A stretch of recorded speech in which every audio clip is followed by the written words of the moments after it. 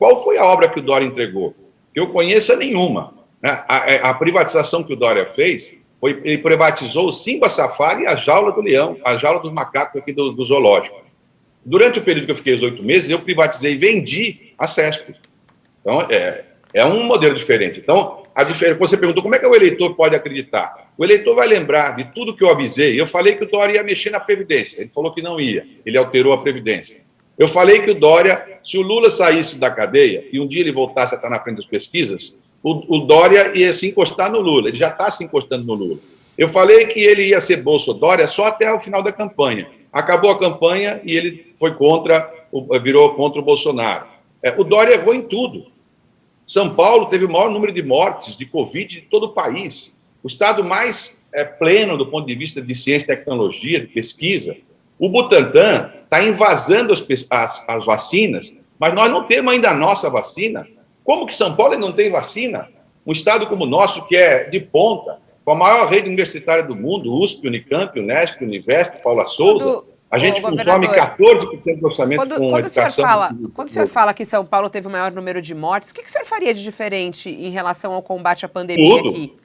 Tudo. Primeiro, jamais teria convocado um carnaval em março. Ele e o prefeito de então convocaram o carnaval em março de 2020, você se lembra? Trouxeram, acho que, Ivete Sangalo, colocaram 3 milhões de pessoas porque disseram que era uma gripezinha. Em dezembro de 2019, eu falei nas minhas redes sociais pedindo para as pessoas comprarem máscaras. Eu comprei as minhas máscaras em dezembro de 2019. Os cabelos brancos são uma garantia de que você vai atravessar situações difíceis com quem tem mais experiência. Vocês se recordam daquela greve dos caminhoneiros?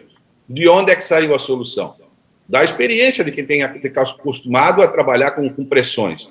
O que foi feito na pandemia foi um erro. Você se recorda daquela história mas, governador, desculpe falar isso, mas o senhor acha, então, que a compra de vacinas da Coronavac, que, de certa forma, acabou empurrando o governo federal a também acelerar a colocação das vacinas no nível federal e que foi, de certa forma, responsabilidade do governo João Dória, o governo João Dória que empurrou a Coronavac, fazendo com que o Bolsonaro entrasse na jogada, né, interrompesse um pouco o negacionismo.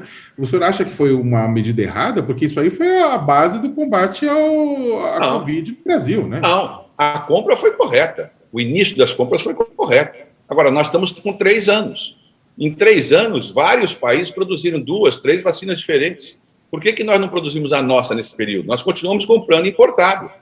Então, o que eu disse é que você podia comprar naquela emergência, mas nós tínhamos que ter colocado em ciência e tecnologia. Eu vou lembrar, Sakamoto, que houve uma comitiva que foi à China, com Dória. Foi daí que surgiu o convênio da Coronavac. Essa comitiva levou o atual o Covas, que era o presidente do Butantan, nomeado por mim, pelo Alckmin, inclusive, que não é do Dória, eles estavam indo para lá para vender o Butantan. A ideia era vender o Butantan. Aí surgiu a oportunidade da história da vacina e foi um bom negócio. A gente não tem problema. O Dória, quando ele acerta, eu não tenho problema de elogiar. O fechamento do comércio foi um erro? O fechamento, ele é muito criticado pelo Bolsonaro em relação ao fechamento, né?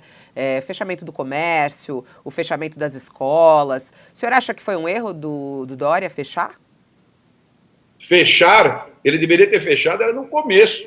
Tinha que ter feito um fechamento pleno no começo e principalmente fechar com bica. Desde o início eu falo para todos eles, não é possível. O Brasil é um país que praticamente todos os estrangeiros entram por um espaço só de 500 metros quadrados. Por que nós não fizemos a proteção por Cumbica, colocando os estrangeiros em 14 dias em hotéis? Quer dizer, na verdade, o que eles fecharam, você se recorda do que ele fez? Ele fechou, abriu, depois ele colocou rodízio de veículos, empurrando mais gente para os ônibus, empurrando mais gente para o metrô. Então, eles erraram em tudo, foi um absurdo. Olha, a redução de impostos durante a pandemia era uma medida essencial, emergencial, e se calcule que ele mandou fechar os comércios, mas as pessoas que eram comerciantes não tiveram nenhum tipo de benefício de isenção, nem o ICMS da conta de luz. Como é que eu mando você fechar o seu comércio e continuo te cobrando todos os impostos, IPTU, tá, tudo que você paga? Sabe o que aconteceu, Sakamoto? Só aqui em São Paulo, 100 mil comerciantes da área de alimentação fecharam suas portas. E muitos desanimaram para o resto da vida. Retomar isso é a nossa obrigação, né?